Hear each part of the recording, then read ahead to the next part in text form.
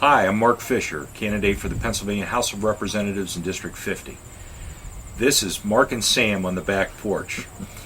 And if you have any thoughts, comments, questions, please go to my website, www.markwfischer.com. Fischer is spelled F-I-S-C-H-E-R. Welcome back to Mark and Sam on the back porch. I'm going to fire Mark up a little bit here because we were talking about something before we got on the camera, and Mark, big government.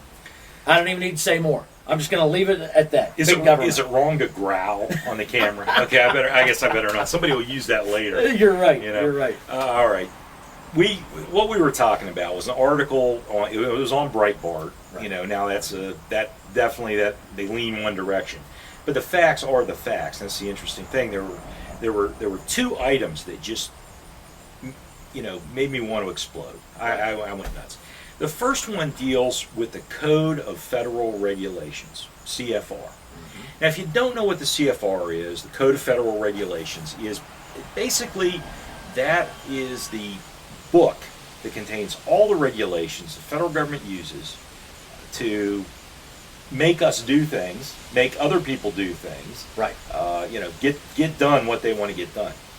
And like so much of what's going on, it's out of control. Back in 1975, way back before Jimmy Carter destroyed the economy. Oh, I shouldn't have said that. Before he was president. Right. In 1975, there were 71,244 pages in the Code of Federal Regulations. And I didn't memorize that. I'm actually looking at notes.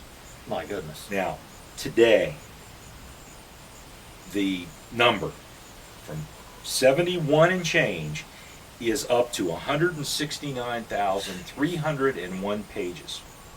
And what aggravates me about this, number one, I mean, we can grow this. Government is inherently a bureaucracy. It's what it is. And you have to make regulations, you know.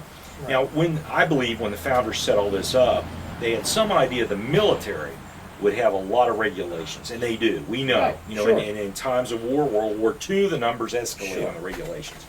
But they knew that government would be inherently that way, so we want to keep it small. Right. Well, we didn't listen. No.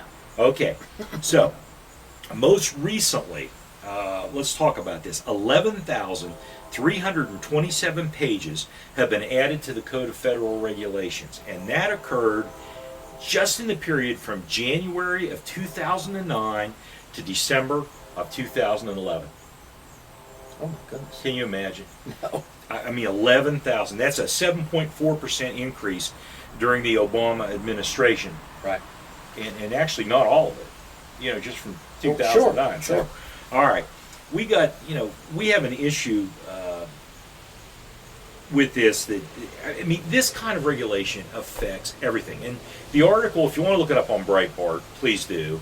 But it explained the trillions of dollars of costs associated with trying to comply with these regulations. Mm-hmm. And it gets into every part of your life. Well, I would like somebody to go through them and see how many times the same regulation is in there over and over and over. Duplicated in some form. Absolutely. Yeah, absolutely. And there are reviews, but I'm actually familiar with how this is done and how presidential executive orders are prepared. I've been involved in some of that. I understand the checks and balances, but it comes down to really a human checking this thing, and things do get missed. Right. You do word searches and what have you to try to make sure, right. But it goes on all the time. So you've got a great point. The other point is, how much of this do we really need?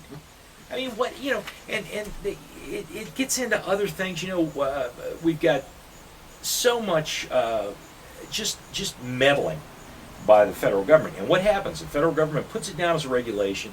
The states get involved. We've got a whole other set of regulations. Mm-hmm. Where does that leave the person trying to figure it out? They're lost. Right. Now, to build on this, there was another article on Breitbart, right in the same area, that really got me going here.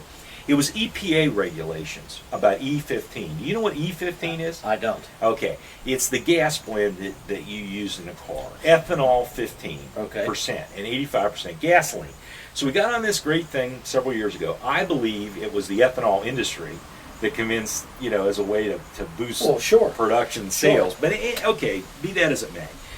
what the EPA is trying to do is put a regulation in place that when you purchase E15 at a pump, you must purchase 4 gallons or more at a time. Why? Yeah, that's why I punched on the article. I said, why? what are they talking Right. about? Here it is. Most gas stations use E10, Okay. which is a 10% ethanol that most cars and equipment can burn. Newer cars, some of them can burn E15. And for stations that provide that, a lot of them have selectable amounts of ethanol. It mixes right at the pump. Right. No, I don't think it's really big in our area yet. I'm not familiar with it. It's coming, I'm sure. Right. But anyway, when you do this mixing process, it traps about 1/3 of a gallon of whatever was being dispensed last in the system. And the EPA is concerned that if you don't pump 4 gallons, you don't restabilize the blending mixture.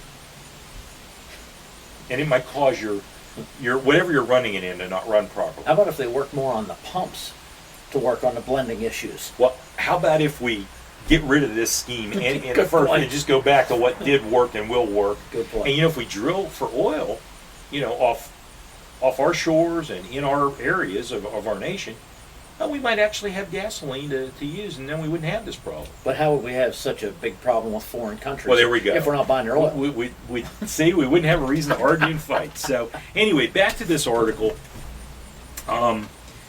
With these blender pumps and this whole issue, it's just another example of federal government overreach, intrusion, and just messing with us. One more thing for us to worry about. And I think a lot of people around here from my conversations are sick of it. I mean, they're angry, they're fed up, and they hear stuff like this, and they have the same reaction I do. The blood pressure goes up, and you think, like what the back on TV says, my head's going to explode. Right. I mean, you can't make this stuff up. It's real. Look, as a legislator in Pennsylvania, I am going to push every day to resist all of this federal mess that's being passed on to us. We have mechanisms to do it. It's called the Constitution. Right. We have amendments in there that allow us to push back as a state, and Right. we can put our foot down and say we're not going there anymore. EPA, get out of here. Right. And we need to do that. We need to fight it that way. I've said before, we haven't fought enough. We've had representation, and I'm not speaking just here, but in general in the legislature, that tended to go along because they usually tie some kind of money to it or whatever. Well, if you're not very knowledgeable on it, you would think that you have to go along. And how the heck do you get knowledgeable on blender pumps? Well, exactly. I mean, you wouldn't. Right. But what's nice is that the new media, the online media, Right. put this stuff out there in a way you Right. can understand. And rest assured, I'm going to fight it every day. Hey, you heard it straight from Mark Fischer. He's running for state representative in the 50th district. Make sure you vote for him.